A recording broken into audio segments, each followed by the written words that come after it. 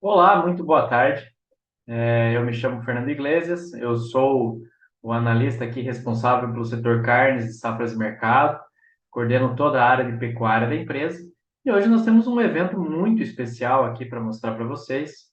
Temos aí que falar sobre o que vem pela frente no mercado do boi, quais são as expectativas, quais são as tendências para o ano de 2024. Então, nós temos bastante coisa interessante para trabalhar aqui ao longo dessa hora em que nós estaremos na live e mostrar para vocês os cenários que nós estamos imaginando para o mercado do boi no próximo ano. Então, já vou compartilhar aqui a minha tela. Primeiro, pessoal, antes de mais nada, eu quero mostrar aqui para vocês a tela da nossa plataforma, tá? Temos muita informação aqui a respeito do mercado do boi gordo, no mercado do setor carnes também, né? Temos muitas informações a respeito de frango, de suíno, e eu quero atentar aqui para uma questão que é muito importante. Nós estamos falando num ano em que o clima, num segundo semestre, em que o clima está sendo uma variável decisiva para várias commodities. Podemos citar aí soja, podemos citar outros produtos que estão sofrendo com essa mudança de fenômeno climático. Nós temos um El Niño presente no mercado brasileiro, e o clima também traz seus efeitos aqui para o mercado pecuário. O clima também traz seus desdobramentos para o mercado do boi gordo. Então, mostrando aqui para vocês, aqui na plataforma, nós temos uma aba contendo informações sobre clima, a respeito das perspectivas de chuva. Só para contextualizar um pouquinho, esse regime bastante irregular de chuvas que nós temos hoje no centro-norte do Brasil, em diversas áreas do Mato Grosso, em estados como Tocantins, com chuvas muito irregulares, muito esparsas, isso vai gerando efeitos também sobre a condição das pastagens. O mais provável é que, em função disso, o pasto precisa de pelo menos aí uns 45, 60 dias depois das chuvas, né, depois de chuvas um pouco mais regulares, para se firmar. A tendência é que realmente haja um atraso da entrada de animais terminados a pasto no mercado. O mais provável é que nós vejamos isso apenas no final do primeiro trimestre, de uma maneira mais contundente.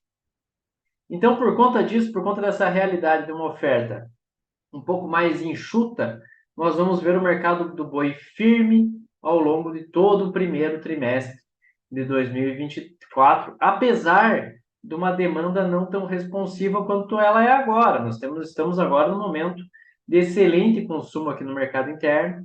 Então, eu queria mostrar aqui para vocês, na nossa plataforma, nós temos uma série de informações relevantes para quem trabalha com o mercado do boi, para quem trabalha com o mercado de carnes, que vão aí desde preços no mercado físico, passando por informações de clima, informações também de mercado futuro. Se você está pensando, se você pecuarista que está aqui nos acompanhando, está pensando em fazer uso das ferramentas de proteção, se você tem interesse em se proteger da volatilidade dos preços, temos aí também boas soluções em rede para que você trabalhe e você consiga encontrar bons resultados, ter um bom rendimento, uma boa rentabilidade do seu negócio, mesmo diante de um cenário bastante volátil, como foi esse ano de 2023. O ano de 2023 realmente foi um ano marcado por uma grande volatilidade. Tá?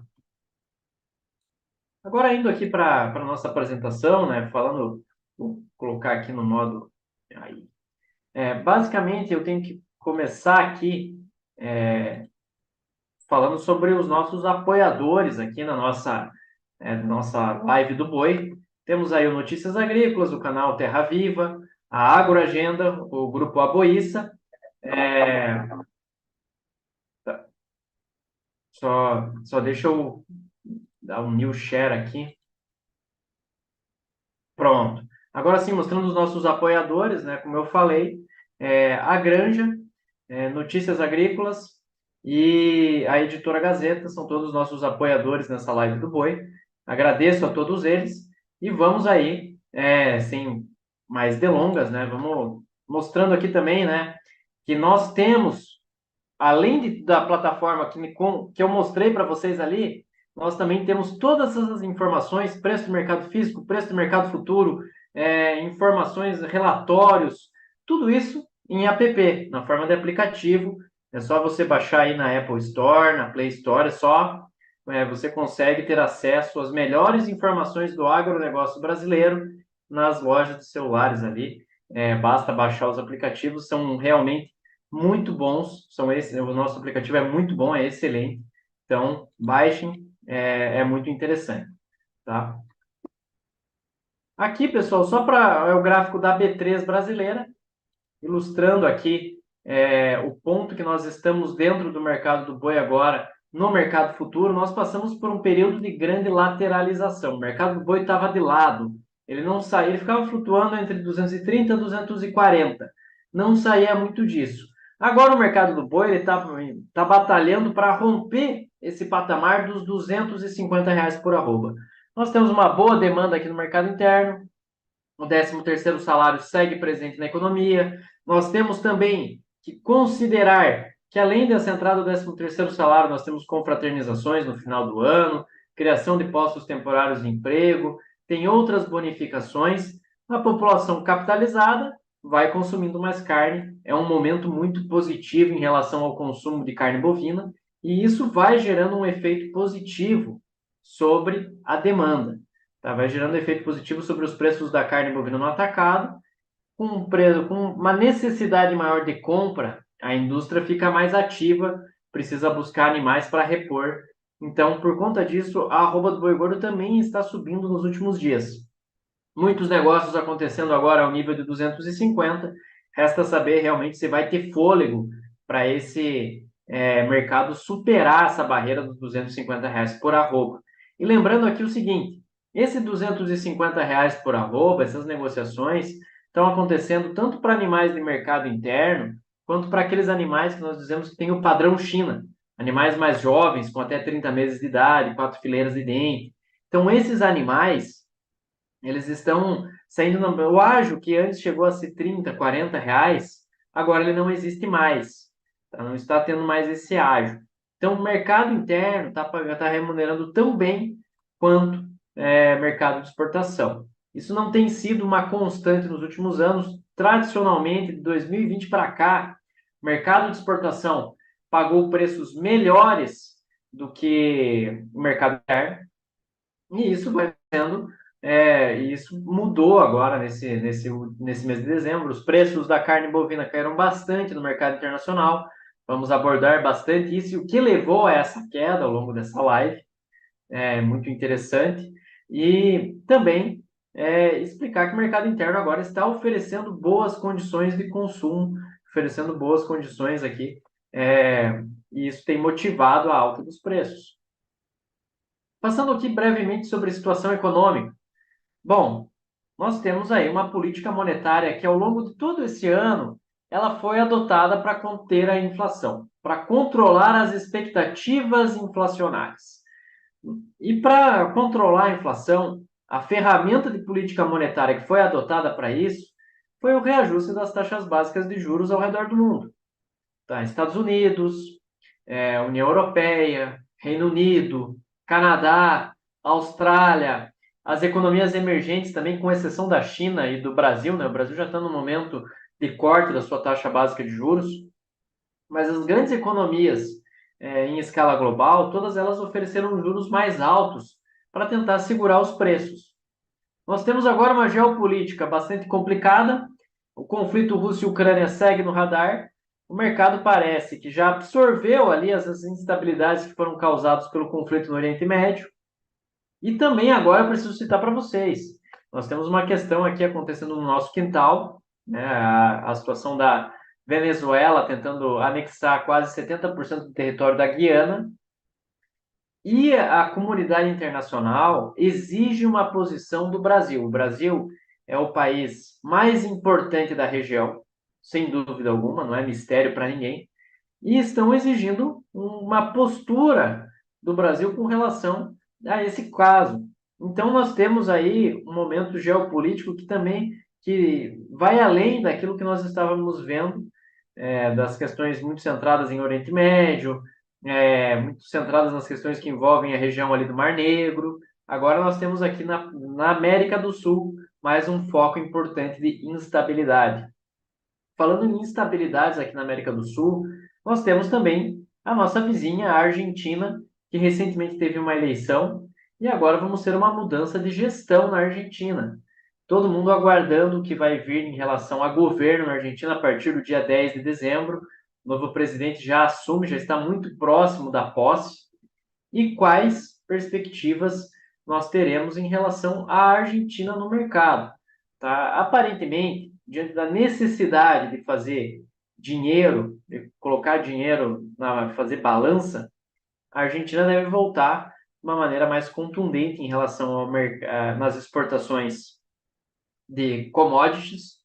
Para o mercado de carne bovina, isso não é necessariamente tão simples, porque o mercado de carne bovina tem um ciclo um pouquinho mais longo, então, para o mercado de grãos, essa premissa é bem mais válida do que para o setor carnes, mas, de qualquer forma, o setor produtivo espera, anseia por mudanças na Argentina. Fed está avaliando dados como dados de emprego, de inflação, para tomar suas decisões de taxa básica de juros nos Estados Unidos. Um adendo muito importante aqui é a situação da economia chinesa. O desafio chinês ao longo desse ano foi diferente do desafio das outras economias. Enquanto as outras economias estavam ali tentando combater a inflação, a China estava tentando reaquecer sua atividade econômica. E a maneira que ela usou para fazer isso foi via crédito barato. Como que ela fez isso? Cortando sua taxa básica de juros. Ela começou a reduzir os juros para tentar estimular, primeiro, o setor imobiliário, ofereceu linhas de crédito mais acessíveis para refinanciamento, e a ideia, a intenção é melhorar a situação da construção, dos indicadores também de construção civil. Essa movimentação gera um efeito que nós chamamos de ciclo virtuoso da economia, quando um setor acaba afetando positivamente o outro. Vai gerando um efeito cascata positivo e isso vai gerando melhoras em relação a indicadores de renda, indicadores de consumo, de emprego.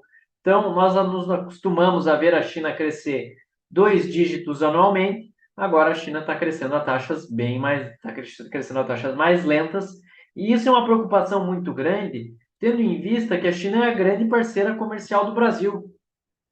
A China é a grande parceira comercial brasileira. A China é o grande importador de carne bovina, carne de frango, carne suína, milho, soja, algodão, minério de ferro. Então, quando se trata de commodities agrícolas e não agrícolas, a China absorve muita coisa do que o Brasil produz. Então, a evolução da atividade econômica na China é muito importante. Para o setor carnes, mais do que recuperação da atividade econômica, também é necessária a recuperação da suinocultura chinesa. Mas esse é um assunto para a gente tratar mais adiante. Eu vou falar com vocês, logicamente, sobre a situação da suinocultura chinesa. Tem bastante coisa para abordar, mas seguindo aqui na nossa situação econômica, temos uma tendência de aumento dos gastos públicos e aumento de carga tributária em 2024. O Banco Central está sinalizando para pelo menos mais 2 cortes na Selic, e nós temos que lembrar o seguinte: a geopolítica hoje ela é conturbada. O mercado ele parece ter absorvido questões ali do Mar Negro, parece ter absorvido ali as questões do Oriente Médio, mas basta uma bomba estourar no lugar onde não deveria e o contexto geopolítico se torna mais turbulento, mais problemático. E com turbulências adiante, os investidores, os fundos vão buscar ativos que ofereçam, que representem uma maior segurança. Nesse sentido, o dólar é sempre um alvo quando esse tipo de cenário de aversão ao risco acontece. Tá? Então, a busca por ativos que têm uma maior capacidade de proteção invariavelmente passa pelo dólar. Então, nós temos uma banda cambial que ela deve flutuar entre 4,80 e 5,20. No próximo ano, em função de todo esse cenário conturbado que nós temos aqui no mercado interno, com que a questão fiscal brasileira, mais uma geopolítica imprevisível, o momento ali, esse real mais próximo de 4,80, 4,90, parece um ponto de valorização da moeda que nós não devemos ver no próximo ano. A expectativa realmente é de um real um pouquinho mais desvalorizado. o que é muito bom para as commodities brasileiras, oferece uma boa perspectiva para as exportações do Brasil. E o dólar forte também vai enfraquecer, vai tornar menos competitiva as commodities norte-americanas. E os Estados Unidos é um grande concorrente do Brasil em vários segmentos, incluindo o setor carnes. Tá? Aqui a taxa básica de juros entre as economias emergentes. O Brasil a 12,25%. Gente, a Rússia está numa economia de guerra. Então, a situação da economia russa é completamente diferente. É outro aspecto, é uma outra situação, e isso vai gerando efeitos sobre as estratégias fiscais e monetárias que a Rússia adota no mercado. Tá? África do Sul, China, África do Sul e México mantendo juros relativamente altos ainda, a Índia também, e a China com juros bastante reduzidos. A intenção chinesa é realmente estimular sua atividade econômica. O contraponto dessa estratégia chinesa está na desvalorização monetária. Aqui, só passando rapidinho, né, as economias maduras mantendo juros altos. E aqui o gráfico do câmbio, como vocês podem ver aqui, o real trabalhando realmente entre 4,80 a 5,20. Tá? Nessa banda de preço, tem trabalhado nessa banda nas últimas semanas. E aqui o gráfico do Yuan. O que aconteceu com o Yuan ao longo desse ano? Diante de um cenário de corte dos juros na China, enquanto as economias maduras estavam oferecendo juros mais altos, a moeda chinesa apresentou um forte processo de desvalorização cambial. Chegou a trabalhar aí a 7,35 por dólar. Nas últimas semanas, com a melhora de alguns indicadores da China, nós percebemos uma valorização da moeda chinesa, que agora passa a trabalhar mais próximo da linha dos 7 yuans por dólar. Quanto mais valorizada a moeda chinesa, melhor para as importações para as importações de produtos brasileiros. Basicamente, o que acontece? Quanto mais desvalorizada é a moeda chinesa, aumenta a necessidade do importador chinês de renegociar os seus contratos de importação, baixar preços em dólar para compensar esse processo de desvalorização. Foi o que nós vimos o ano inteiro em relação aos preços da carne bovina no mercado internacional. Agora, com o yuan um pouquinho mais valorizado, o importador chinês tem um poder de compra melhor.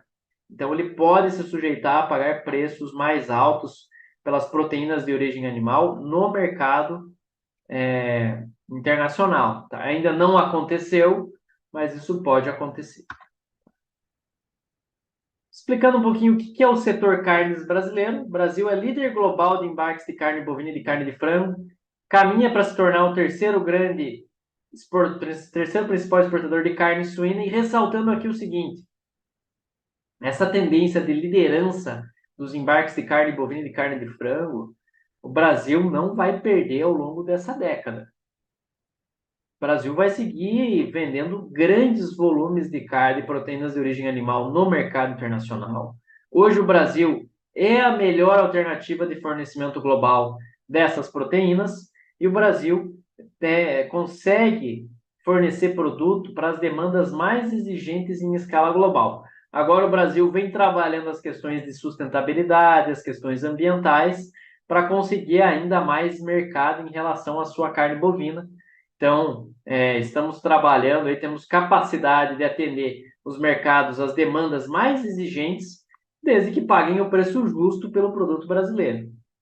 Nós temos um ano de preços mais baixos aqui para o mercado da carne bovina em 2023, em função da ampliação de oferta. Isso é uma consequência do ciclo pecuário, algo que eu vou tratar mais adiante aqui também. Nós temos uma queda nos preços globais das proteínas de origem animal. Isso impacta negativamente as exportações brasileiras, mas não em volume. O que é impactado aqui é a receita de exportação. Preços em queda vão trazer uma receita menor do que nós estávamos aguardando. Tá? Temos que ponderar aqui que a recuperação econômica e também da suinocultura chinesa vão ser fatores fundamentais para a retomada dos movimentos de alta ao longo da cadeia produtiva. O Brasil também precisa da consolidação do mercado doméstico. Nós temos ali uma parcela importante da população brasileira, aquela parcela da população que recebe 1 a 2 salários mínimos, que tem uma grande dificuldade em absorver produtos de maior valor agregado. Então, carne bovina que assumiu um patamar muito proibitivo de preços, os preços até caíram ao longo desse ano, mas ela ainda segue fora da realidade de muitas famílias brasileiras. Então, o Brasil precisa avançar em nível de renda, em nível de emprego, para permitir um consumo de proteínas de maior valor agregado também. Proteínas que, inclusive, aí vão apresentar uma condição nutricional melhor. Tem uma boa parcela da população brasileira hoje que está optando pelo consumo de embutidos. E embutidos acaba não tendo o mesmo valor nutricional, por exemplo, que a carne de frango, a carne bovina, etc. Então, tudo isso, essas questões macroeconômicas são importantes para alterar, para mexer nos nossos padrões de consumo. Situação do mercado doméstico. Nós tivemos uma suinocultura que registrou alta dos preços ao longo do mês de novembro, e agora nós temos uma expectativa em torno dessa reta final do ano. O mercado do boi trabalhou outubro e novembro de lado, com preços acomodados em grande parte do país. Agora, nos últimos dias, conseguiu experimentar alguma alta dos preços. Agora, o próximo desafio é romper a barreira dos R$ 250 por arroba, que ainda não aconteceu. Nós temos uma carne de frango que apresenta firmeza no decorrer do mês de outubro e novembro, com um bom potencial para novas altas dos preços. Agora, em dezembro, período de auge de consumo vai gerar efeito positivo sobre a carne de frango também. Nós temos uma queda dos custos ao longo do ano que gera alívio, apesar dessa escalada recente dos preços do milho.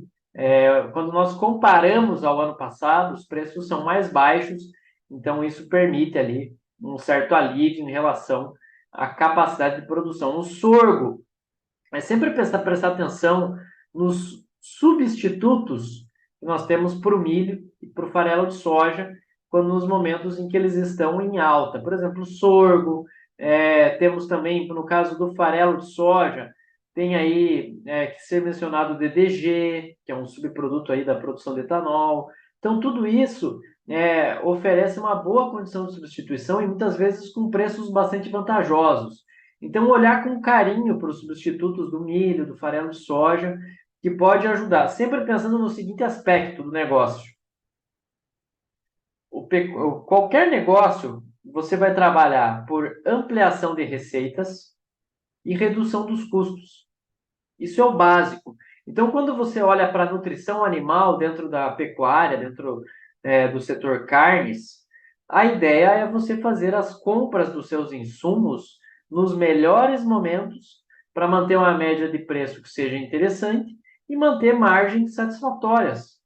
Então, reduzir custos é muito importante. Aqui no Safras e Mercado, nós fazemos uma cobertura bastante completa também das questões que envolvem nutrição animal.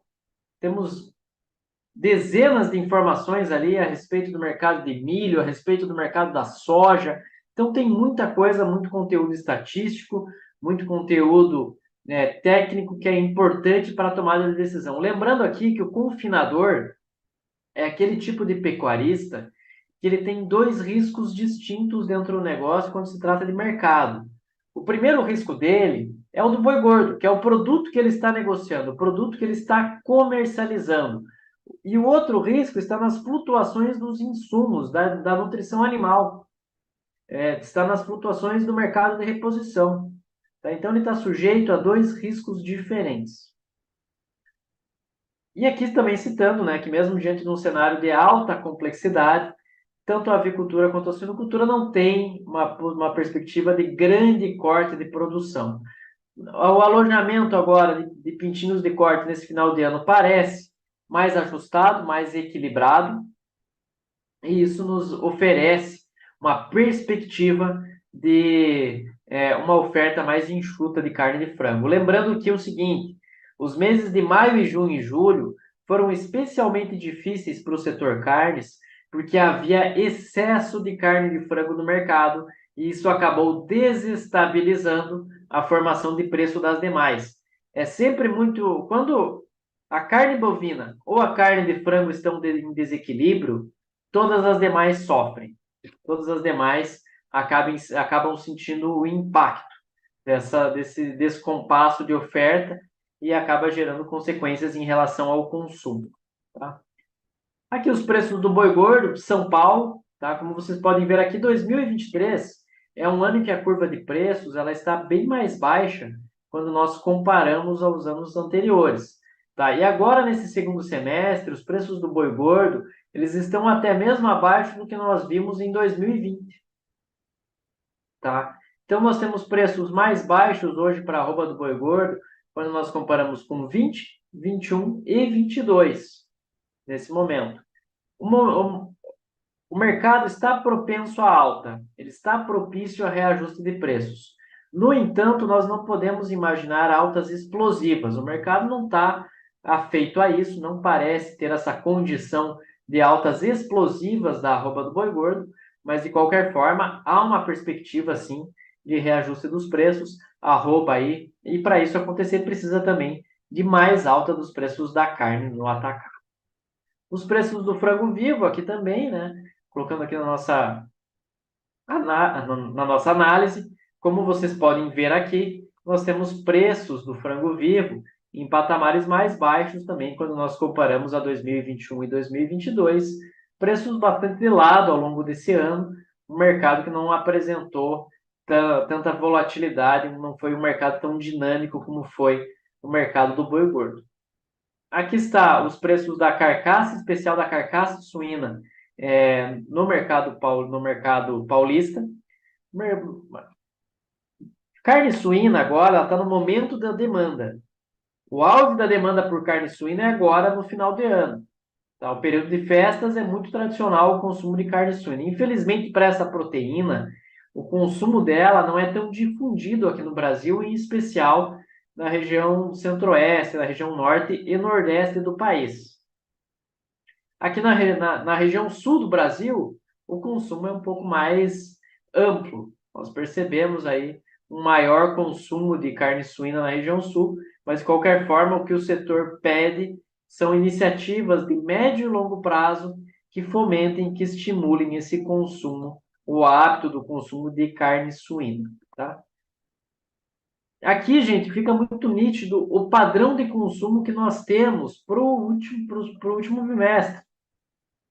Os preços do corte traseiro, que é aquele corte que reúne as carnes nobres do boi, a picanha, a alcatra, o mignon, contra filé, é aqui no traseiro bovino.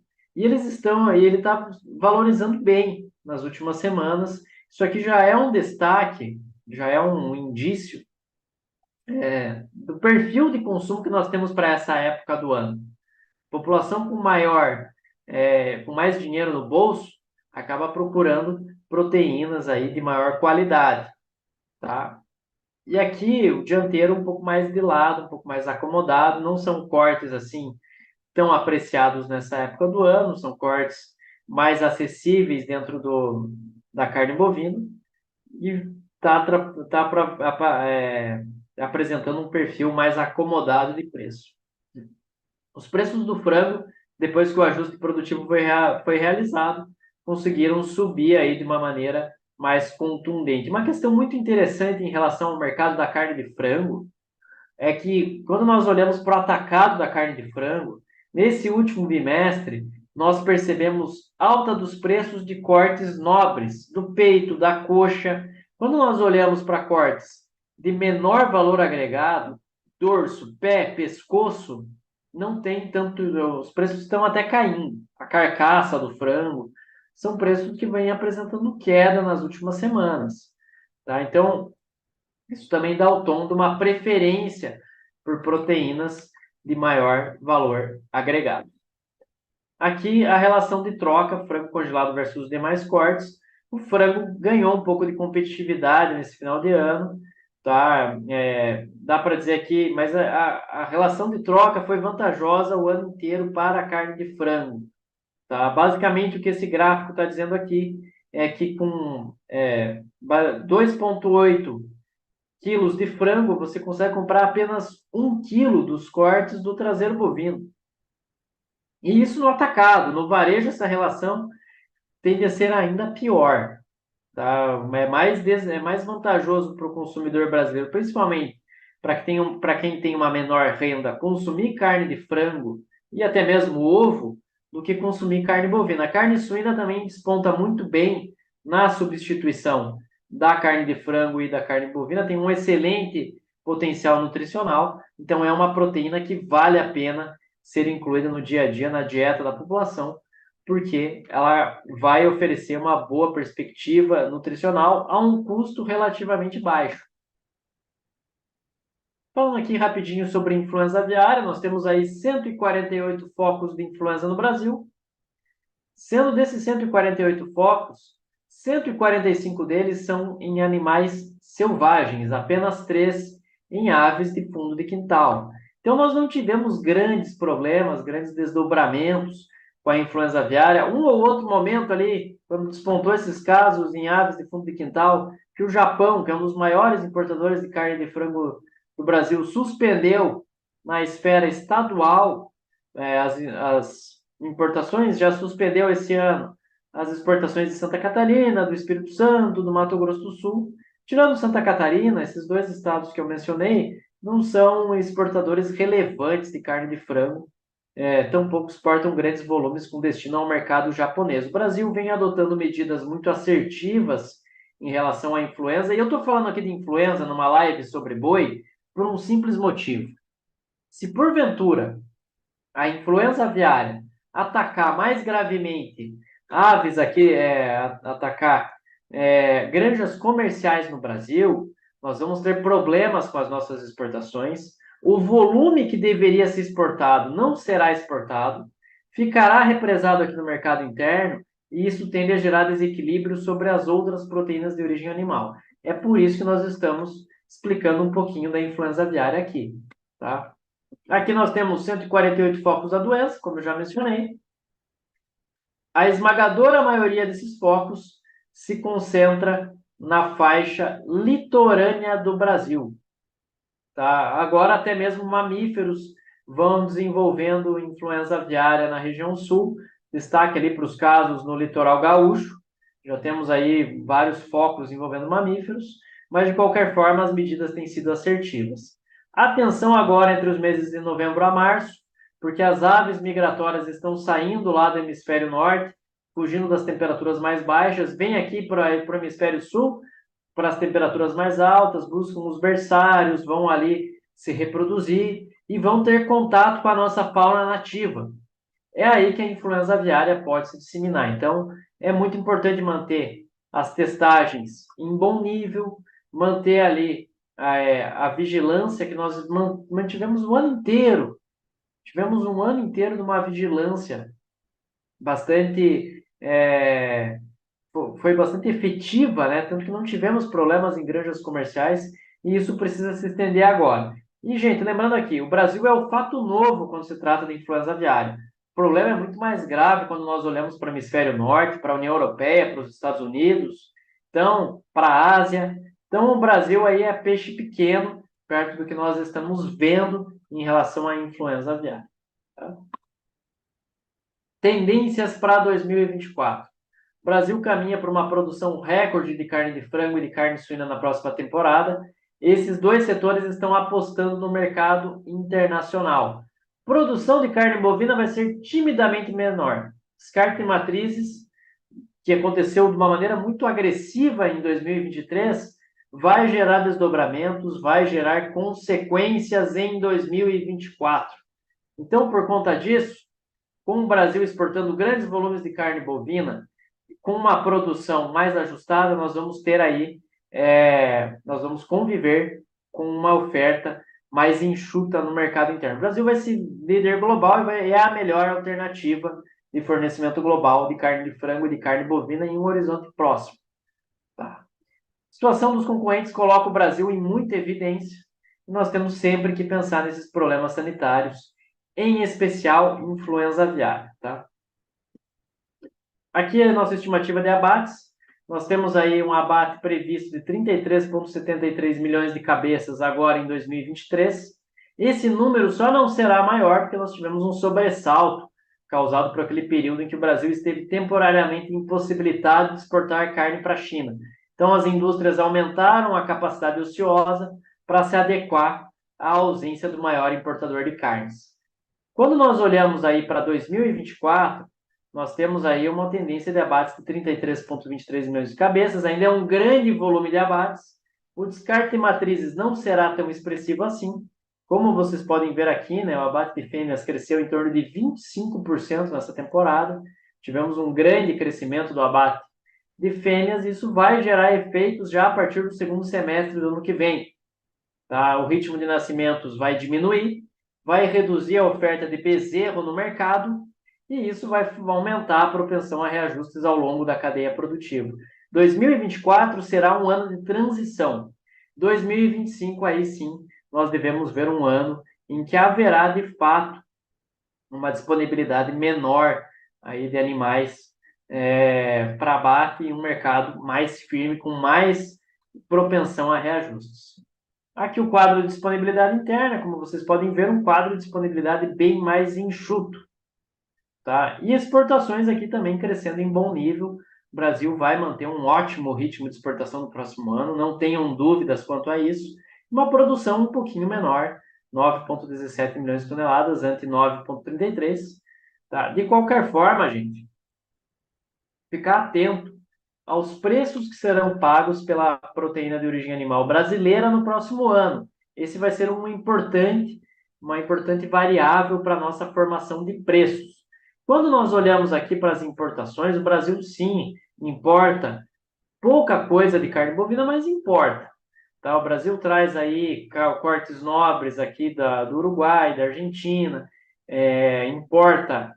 O Japão é um dos grandes fornecedores de carne bovina aqui para o Brasil. O Brasil compra o Wagyu, porque nós temos aqui agora um nicho de demanda que vai crescendo no mercado brasileiro por proteínas de altíssimo valor, como é a carne Wagyu, carnes muito apreciadas ali na alta gastronomia. O alojamento, nós vamos trabalhar aí com um alojamento nesse ano de 6,95 bilhões de pintainhos, maior alojamento da história. E ano que vem devemos superar a barreira dos 7 bilhões de pintinhos de corte alojados. Em relação à produção de carne de frango, são mais de 15 milhões de toneladas em 2024, ante uma produção de quase 15 milhões de toneladas em 2023. Exportação, gente, o Brasil vai seguir muito forte, muito bem no mercado. Tá? Esse ano deve bater aí a 5 milhões de toneladas e ano que vem 4,98 milhões de toneladas. Essa queda aqui de 13%, gente, é previsível por um simples motivo. O Brasil não vai conseguir exportar 505 mil toneladas. Foi uma conjuntura muito favorável que levou a isso. 500 mil toneladas é um volume aí inédito na história do Brasil em relação a vendas de carne de frango. É muito difícil repetir esses números aí. Pode até acontecer, mas precisaria novamente de uma combinação de fatores muito favorável que levasse a isso. Em termos de disponibilidade interna, teremos 10 milhões de toneladas de carne de frango ofertadas aqui no mercado interno, um crescimento aí de 1,4%. Quando nós comparamos ao ano corrente, tá? Para carne suína, esse ano nós temos um abate estimado em 48,82 e um abate no próximo ano de 48,96. Temos investimentos na área de carne nesse setor, na suinocultura, que ainda não maturaram. Nós sempre precisamos ponderar o seguinte: quando se trata de setor carnes, a avicultura tem um ciclo mais curto, é mais flexível. Então você consegue mais rapidamente flexibilizar a tua produção de acordo com os desafios que o mercado apresenta. Seja custo muito alto, seja problemas relacionados à demanda, problemas sanitários. Então você consegue efetivamente ajustar a sua produção em relação à sua demanda. Em relação à a carne suína, o ciclo é mais longo, para a carne bovina mais ainda. O que acontece? Lembrando aqui o seguinte aspecto. Então, esses investimentos da suinocultura que foram feitos lá em 2020 e 2021 estão surtindo efeito apenas agora em 2023 e em 2024. Tá? Aqui, gente, nós temos também os dados de disponibilidade interna. Como vocês podem ver, o Brasil vai caminhar para um recorde de exportação no próximo ano. Temos aí também a produção de 5,34 milhões de toneladas previstas para 2024, um leve crescimento da disponibilidade interna, praticamente mantendo os números de 2023.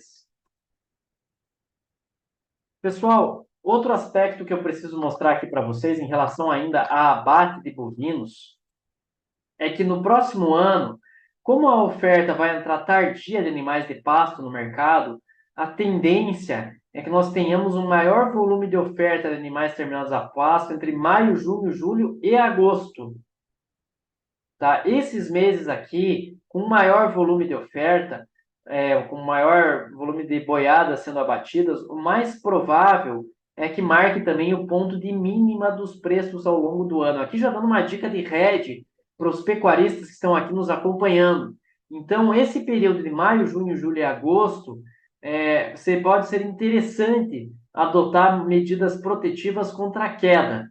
Bom, monitorar aí com carinho o mercado futuro, mercado de opções, NDF, tem uma série de soluções financeiras que podem aí oferecer um bom resultado para o pecuarista, podem oferecer uma boa rentabilidade mesmo em anos de queda dos preços, tá bom?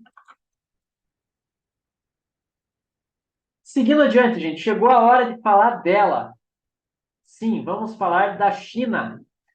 Bom, o USDA está sinalizando por uma redução de consumo de carne suína na China. Eu, particularmente, discordo disso. Por quê? Porque as medidas que o governo chinês tem adotado em prol da sua atividade econômica, elas demoram um pouquinho para fazer efeito. Mas a tendência é que, a partir do próximo ano, elas já estejam mais perceptíveis dentro do mercado. Tá? Então, basicamente, nós precisamos monitorar aqui essas questões que envolvem a economia chinesa. Isso vai dar o tom do perfil de consumo por carnes, por proteína de origem animal no próximo ano.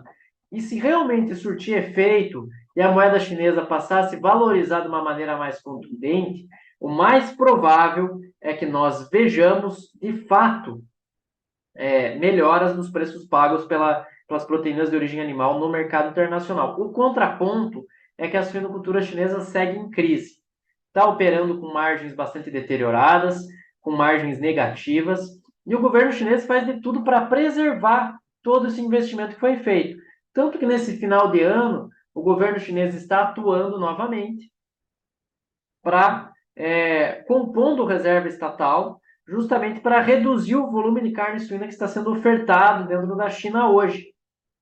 Tá? Então, basicamente, eles estão atuando, ali, o governo chinês está atuando para preservar todo o investimento que foi realizado, e não foi pouco dinheiro. Tá? A China profissionalizou sua suinocultura, ela verticalizou a produção. Lembra muito o modelo que é adotado aqui na América do Sul, aqui no Brasil em particular. Então, hoje o governo chinês ele tem um controle muito grande de todas as etapas de produção, desde o grão que é usado na ração até a carne suína chegando no prato do consumidor chinês. Então, como a suinocultura profissional vai exigir nutrição animal de qualidade. Gente, qualquer lugar do mundo, não importa onde seja, nutrição animal de qualidade é milho e soja. Então, vocês podem ter certeza que nós veremos a China bastante ativa no mercado internacional, comprando grandes volumes de milho, grandes volumes de soja, podem ter certeza quanto a isso. Aqui na safrinha brasileira, nós já percebemos essa atuação chinesa. A China comprou grandes volumes de milho nessa temporada aqui no Brasil. Tá? Então, isso é muito importante nós avaliarmos as questões que envolvem atividade econômica na China e suinocultura chinesa. Tá? Aqui os dados de produção. Aqui o dado que eu realmente discordo do USDA, o consumo caindo 0,9%. Eu acredito que esse consumo de carne suína na China deve ficar aí em 58,7, 58,8 milhões de toneladas. E aqui o governo chinês ele está fazendo acenos em relação ao Brasil, em relação ao setor carnes brasileiro. Eles estão inspecionando 18 frigoríficos aqui do Brasil nessa primeira semana de dezembro e vislumbrando a possibilidade de novas habilitações. Por que que isso é importante? Ela está passando um recado para o mercado. E qual que é o recado? Concentrarei minhas compras de proteína de origem animal do Brasil. Concentrarei minhas compras de carne bovina, concentrarei minhas compras de carne de frango, de carne suína do Brasil. Estados Unidos não apresenta uma boa condição em seu rebanho de bovinos, tanto que os Estados Unidos vai se consolidando como o segundo grande importador de carne bovina brasileira, e a tendência realmente é que o Brasil siga como melhor alternativa. Temos a Austrália. Sim, a Austrália realmente expandiu em relação, em termos de capacidade produtiva. Tem um rebanho aí previsto para 27 milhões de cabeças no próximo ano, mas, gente, o rebanho de bovinos no Brasil é 234 milhões. A Austrália, por mais que tenha preços competitivos, ela não tem a capacidade de produção que o Brasil tem. Não tem, tá? Então, ano que vem, a China também expande sua produção de carne bovina, aumenta o seu consumo, e aqui, segundo o USDA, reduz importações. Dessas 3,5 milhões de toneladas, ela deve comprar mais da metade de carne bovina aqui do Brasil. Tá? Aqui um mapinha da peste suína africana, só para vocês, né, acompanharem, né? Que nós temos aqui realmente a peste suína ainda presente na Ásia, em especial em países pobres que não conseguiram colocar o montante financeiro que a China colocou dentro da sua suinocultura para conseguir escapar dos problemas de sanidade animal. Aqui o rebanho final de suínos na China, né? O rebanho caindo um pouquinho, mas ainda assim são mais de são quase 420 milhões de cabeças, suíno que não acaba mais, né, gente? Um grande volume.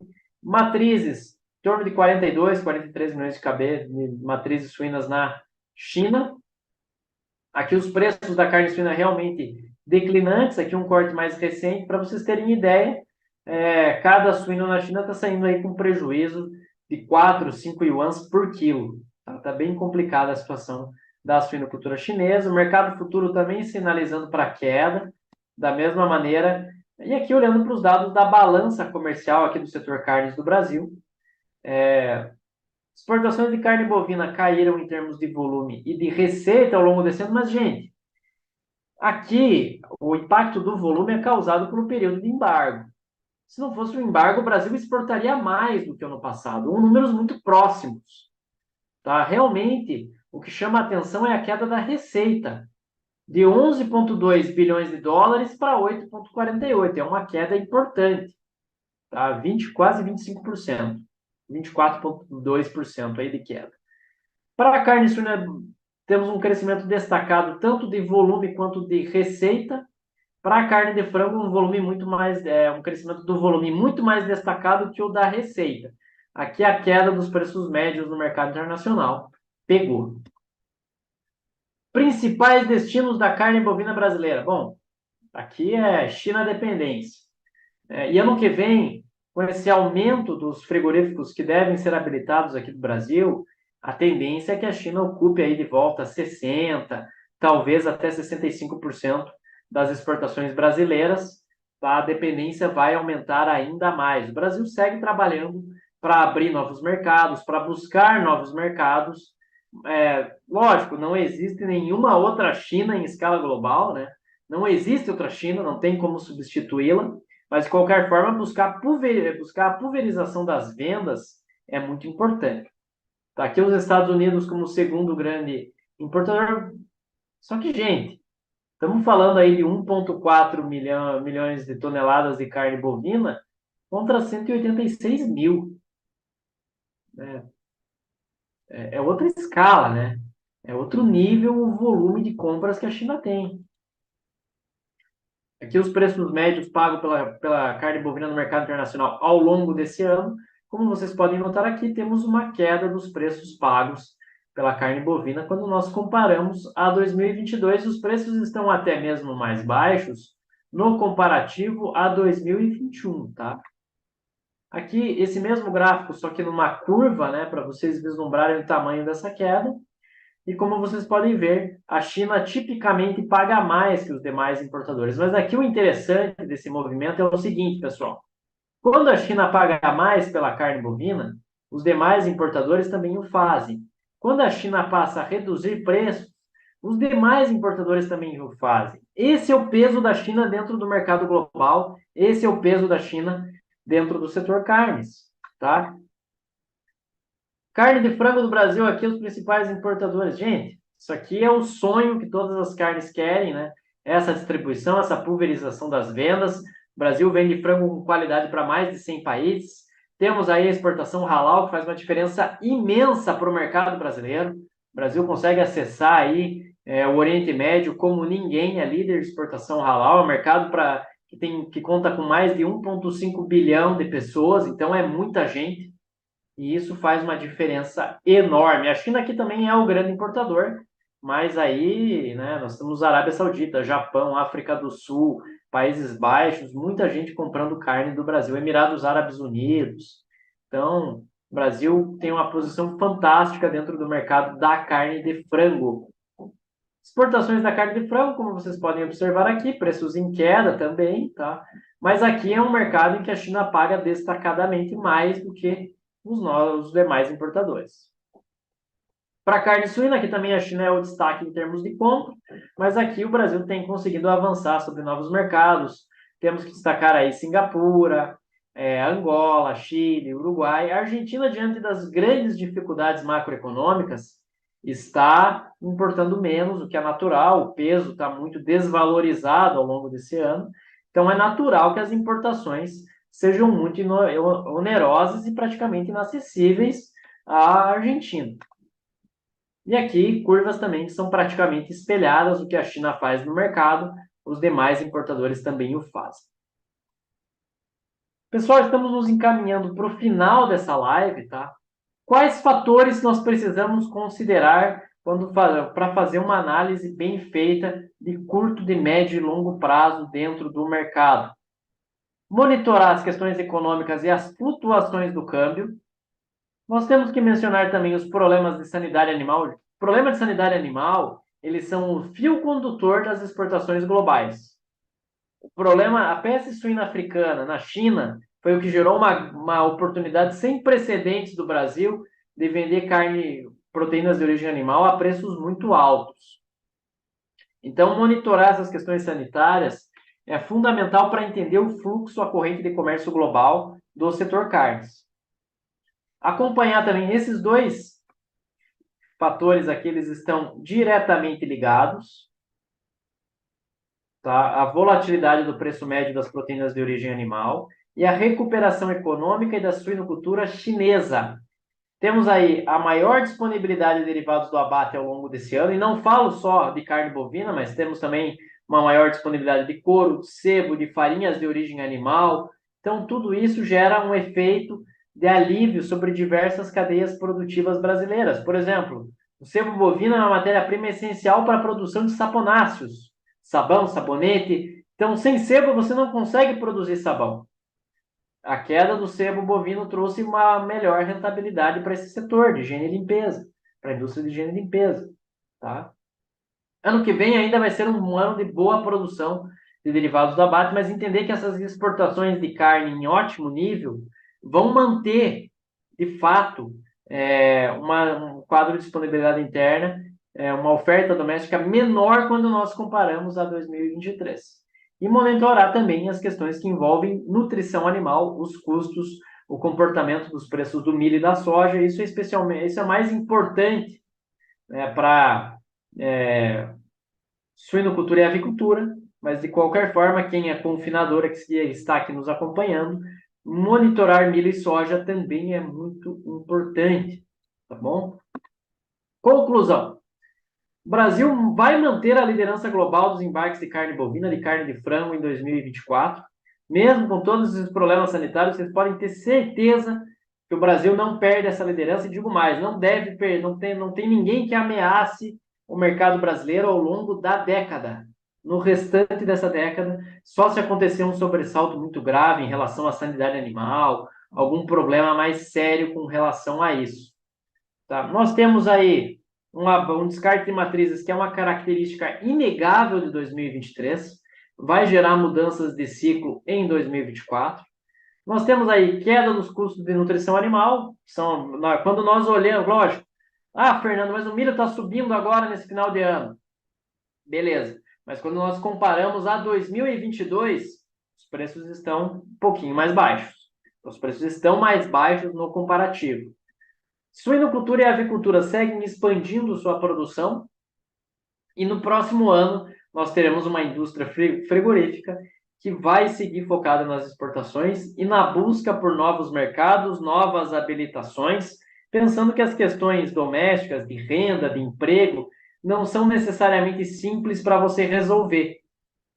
Tá? Então, para a parcela da população brasileira, que não é pequena, de 1 a 2 salários mínimos, o cenário vai seguir complicado. Tá? Era isso que eu tinha aqui para apresentar para vocês hoje. Espero que vocês tenham desfrutado dessa live. É sempre muito legal participar aqui com vocês. Vou deixar aqui também um convite. Participem do nosso próximo curso do Boi. Eu vou explicar as ferramentas de proteção, as tendências para o mercado. Vamos falar aí sobre ferramentas de hedge. Isso é muito importante. Tá? É muito importante. Vai oferecer uma perspectiva diferente para vocês. Monitorem, participem dos nossos cursos e também, se tiverem interesse, nós temos outros cursos aqui também para milho, soja, para várias commodities aqui que Safras e Mercado faz a cobertura. Nós temos cursos, a nossa parte educacional é bastante forte. Então, estamos aqui para prover a informação de mais qualidade para que vocês consigam tomar as decisões de dia a dia da maneira mais assertiva possível. O que Safras e Mercado quer é que nossos clientes, que nossos parceiros consigam ter uma excelente margem, uma boa lucratividade, fazendo uso das nossas informações, fazendo uso dos nossos serviços. Tá? Agora, vou aproveitar essa oportunidade para responder as perguntas aqui que chegaram. Nós temos aqui uma pergunta do Herbert Tavares. Um abraço, Herbert. Nós vamos ver aí, tendo em vista a forte restrição de oferta dos Estados Unidos, podemos esperar uma recuperação dos preços de exportação da carne bovina em 2024? Essa pergunta é excelente, tá? A recuperação dos preços da carne bovina em 2024, ela passa muito mais pela situação da China do que dos Estados Unidos. Tanto que hoje a arroba do boi gordo, ela está batendo aí quase $100 nos Estados Unidos, e mesmo assim os preços globais eles seguem travados. Os preços da carne bovina permanecem travados. Então, mais importante do que a situação nos Estados Unidos é a situação da China. Tá? Se a suinocultura chinesa, se a economia chinesa começar a se recuperar de uma maneira mais efetiva, aí nós vamos ver escalada de preço, e isso vai ser muito bom para o mercado aqui no Brasil. Tá. Temos mais uma pergunta aqui no chat, do Valdecir Guedin. Com a possível quebra no volume de safrinha de milho, no caso, teremos dificuldades em produzir no confinamento? Teremos outro entrave ter oferta de carne de aves e suínos? Tá. Valdecir, essa pergunta também é muito boa, tá? Nós estamos antecipando para a safrinha 24 uma redução tecnológica. Imaginamos uma produção de milho entre 91 a 94 milhões de toneladas para a safrinha 24. E lembrando aqui o seguinte, no próximo ano, o Brasil aí deve exportar em torno de 50 milhões de toneladas de milho. Tá? Então, o que eu quero dizer com você com todas essas informações? No próximo ano, a competição é com a trading, é com o exportador. O consumidor de mercado interno ele vai ter que ter proatividade na aquisição de milho no mercado para conseguir ali atuar de uma maneira, manter o seu abastecimento. E lembrando sempre aqui o seguinte, Valdecir, quando se trata de confinamento, eu não sei qual estado em que você está, né, mas de qualquer forma, quando se trata de confinamento, quando nós olhamos para São Paulo, Minas, Goiás, o avanço do sorgo oferece uma substituição muito interessante pro milho. Então, sempre pensar nos substitutos. Você pode conseguir produtos de bom ganho nutricional que vai oferecer aí uma boa perspectiva em relação à capacidade ali de manter custos relativamente baixos. Oferta de carne de aves e suínos ela vai estar presente no mercado, mas a grande variável para esses dois, para o setor carnes, na verdade, é uma menor oferta doméstica de carne bovina. É isso que vai dar o tom do próximo ano. Uma disponibilidade menor de carne bovina em 2024, com exportações em ótimo nível, nós vamos voltar àquele momento e quem vai fazer o preço aqui no mercado vai ser a exportação. Vocês devem recordar, quando nós olhávamos para ano passado, 2021, havia um ágio entre boi padrão China e boi do mercado interno. Chegou a esse ágio, assim, ter negócios no ano passado de 350, 360 reais por arroba de animais padrão China e negócios a 320 para animais do mercado interno. Então, esse ágio, ele pode voltar a aparecer. Agora, ele não existe mais. Esses negócios a 250 que estão saindo, acontecem para boi China, boi do mercado interno, então esse ágio está zerado, tá bom? Temos mais alguma pergunta? Bom, pessoal, creio que se não tem mais nenhuma pergunta no chat, eu quero agradecer a presença de todos, a discussão, esse tipo de evento é sempre muito produtivo. Contem com Safras e Mercado, acessem as nossas plataformas, baixem os nossos aplicativos. Conto com a presença de vocês nos nossos cursos, nos nossos eventos futuros. Tá? Safras e Mercado é parceiro do agronegócio. Estamos à disposição de todos vocês. Até uma próxima. Excelente final de ano a todos.